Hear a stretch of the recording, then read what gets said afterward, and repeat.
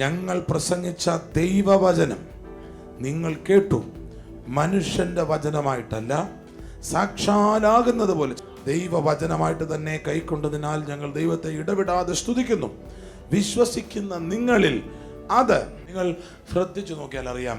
അനുഗ്രഹം പ്രസംഗിക്കുന്ന സഭകളിൽ അനുഗ്രഹമുണ്ട്, സൗഖ്യം പ്രസംഗിക്കുന്ന സഭകളിൽ സൗഖ്യമുണ്ട്, ദാരിദ്ര്യം പറയുന്നിടത്ത് ദാരിദ്ര്യവുമുണ്ട്. ലൂക്കോസിൽ വായിക്കുന്നു, സൗഖ്യമാക്കുവാൻ ദൈവത്തിന്റെ ശക്തി അവന്റെ കൂടെ ഉണ്ടായിരുന്നു. അപ്പൊ സൗഖ്യമാക്കുന്ന ശക്തിയുണ്ട്, സമ്പത്തുണ്ടാകുവാൻ ശക്തി നൽകുന്ന ശക്തിയുണ്ട്. എന്നെ ശക്തീകരിച്ച് വേലയ്ക്ക് വിളിച്ച എന്നൊക്കെ അർത്ഥത്തിൽ വചനങ്ങളുണ്ട്. എനിക്ക് തോന്നുന്നു റൈനഡ് ബോങ്കെ ആണെന്ന് തോന്നുന്നു എനിക്ക് പറഞ്ഞത്, നിങ്ങൾ യേശുവിനെ പാപം ക്ഷമിക്കുന്നവനായി രക്ഷിക്കുന്നവനായി മാത്രം പ്രസംഗിച്ചാൽ അവൻ രക്ഷിക്കും. നിങ്ങൾ യേശുവിനെ സൗഖ്യദായകനായി പ്രസംഗിച്ചാൽ അവൻ സൗഖ്യമാക്കും. നിങ്ങൾ യേശുവിനെ അനുഗ്രഹിക്കുന്നവനായി പ്രസംഗിച്ചാൽ അവൻ അനുഗ്രഹിക്കും.